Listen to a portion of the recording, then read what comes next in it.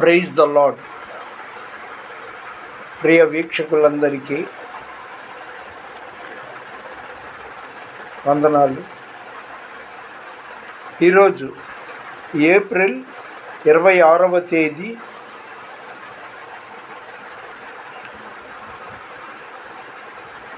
శనివారం 2025వ సంవత్సరం. ఏ దేశమేగినా ఎందు కాలిడినా పొగడరా నీ తల్లి భూమి భారతిని. అవునండి, పొగడాలి. ఎందుకు పొగడాలి? ఎందుకు పొగడాలంటే అఘోరి అని చెప్పుకుంటూ ఒక 420 KD శ్రీనివాస్ వాడు పోలీసుల్ని, ప్రజల్ని, యంత్రాంగాన్ని, ప్రజాప్రతినిధుల్ని ఎర్రి పువ్వుల్ని చేసి వాడి ఇష్టారాజ్యంగా తిరుగుతున్నాడు. వాడి వెనక ఒక పెద్ద మాఫియా డాన్ ఉండొచ్చు, లేదా రాజకీయ హస్తం ఉండొచ్చు అని పబ్లిక్ అనుకోవడంలో తప్పులేదు. కాబట్టే ఆ కేడీ లేడీ శ్రీనివాస్ గారికి ఒక మంత్రి గారి భార్య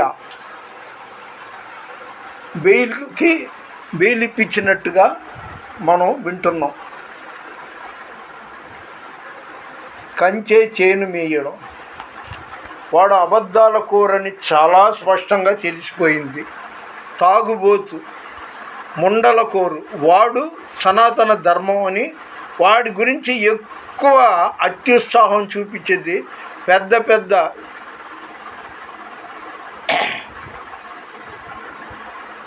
వీడియోలు అంటే మన ఛానళ్ళు. వీళ్ళు అది అత్యుత్సాహం ఎక్కువైపోయిందండి. వాడు ఏం చేసినా చలామణి. జైలుకి నేను వెళ్తా, అతనితోటే ఉంటా అనే వర్షిని అనడం, కాసేపు వర్షిని తన తల్లిదండ్రుల వద్దకు వెళ్ళిపోయింది అనడం, మరి కాసేపటికి వాడు వర్షిని నాతోనే ఉండాలి లేకపోతే నేను జీవించలేను అనడం.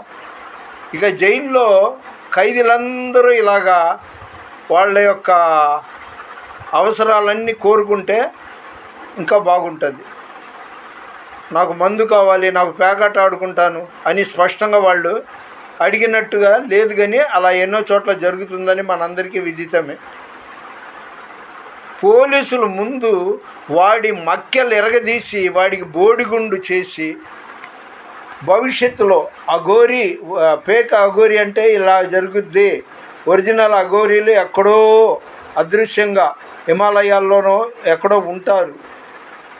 వాళ్ళు లిప్స్టిక్లు పూసుకోరు, మందు తాగరు, కారులో తిరగరు అనేది భారతదేశంలో అందరూ తెలుసుకోవాలంటే ఈ ముండా కొడుక్కి ముందు బోడిగుండు కొట్టి వాడికి మక్కెలు ఎరగొట్టి మూలన మూసుకొని ఉండరా అనేసి పోలీసులు వాళ్ళ ప్రతాపం చూపిస్తే బాగుంటుంది, నా వ్యక్తిగత అభిప్రాయం. శ్రీవర్షిని కోట్ల రూపాయల కోసం డ్రామా ఆడుతుంది, వాడితో ఉంటానని కాసేపు తన తల్లిదండ్రుల వద్దకు. ఇదంతా పెద్ద డ్రామా.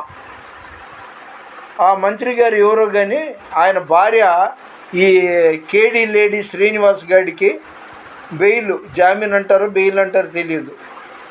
ఏంటండి దేశం ఎటుపోతుందండి? అసలే మనం భారతీయులం కాబట్టి నా మట్టుకు నేను మన భారతదేశంలోని సరిహద్దుల్లో ఉన్న మన జవాన్లు, సైనికుల కోసం రోజు ప్రార్థన చేస్తున్నాం. వాళ్ళు తమ కుటుంబాలని, సమస్తాన్ని వదిలిపెట్టి దేశ సరిహద్దుల్లో ప్రతికూలమైన వాతావరణంలో యుద్ధ సన్నద్ధులై శత్రు సైన్యాలకి ప్రతిఘటించడానికి సిద్ధంగా ఉంటుంటే ఈ భారతదేశంలో ఏమో ఇలాంటి డ్రామాలు జరుగుతుంది.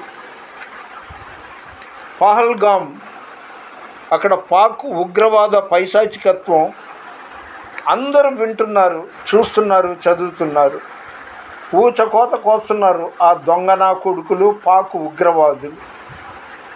ప్రాణానికి అంత ఘోరమా? ఊచకోత కోస్తున్నారంటే ఎంత దౌర్భాగ్యులు, రాక్షసులండి. అందుకే నేను ఇండియా కోసం ప్రార్థన చేస్తున్నా. ఆ పాక్ పైశాచిక ఉగ్రవాదుల నాశనం కోరుతూ ప్రార్థన చేస్తున్నాను. భారతదేశాన్ని రక్షించమని ప్రార్థన చేస్తున్నాను. ఇదే భారతదేశంలో గ్రాహం స్టైన్ అనే ఆయన పిల్లల్ని వాహనంలో పడుకుని ఉంటే సజీవ దహనం పెట్రోల్ పోసి తగలబెట్టారనేది యావత్ భారతదేశంలో అందరికీ తెలుసు. ఇది భారతదేశ చరిత్రలో ఒక ముక్క. మరి ఈరోజు ఏప్రిల్ 26 శనివారం 2025 సంవత్సరం అన్నాను కదా, 2 రోజుల క్రితం అంటే ఏప్రిల్ 24వ తారీఖు రాత్రి పూట బీహార్లో 24వ తేదీ చర్చిని తగలబెట్టిన మతోన్మాద దుండగులు. బూడిద ఉందండి అక్కడ చర్చి స్థానంలో. బీహార్ అన్నా, మణిపూర్ అన్నా, మధ్యప్రదేశ్ అన్నా, చివరికి ఆంధ్రప్రదేశ్ అన్నా, ఎక్కడ ఏం జరుగుతుందో తెలియని భయంకరమైన పరిస్థితుల్లో దేశం ఉంది. క్రైస్తవులకే జరిగేది, మనకి ఎందుకులే కానీ అన్నట్టుగా చాలామంది ఉన్నారు. ఈ ఎమ్మెల్యేలు, ఎంపీలు, కార్పొరేటర్లు వీళ్ళంతా ఎక్కడ సచ్చారండి? ఒక్కడు నోరెత్తి వాళ్ళ అభిప్రాయాల ఆలోచనలు చెప్పరేంటి? ఆ బీహార్లో మతోన్మాద దుండగులు తగలబెట్టిన చర్చి,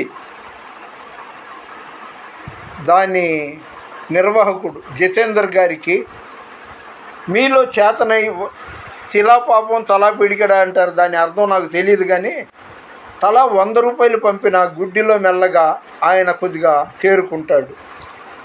ఆయన నెంబరు 0783206746 5.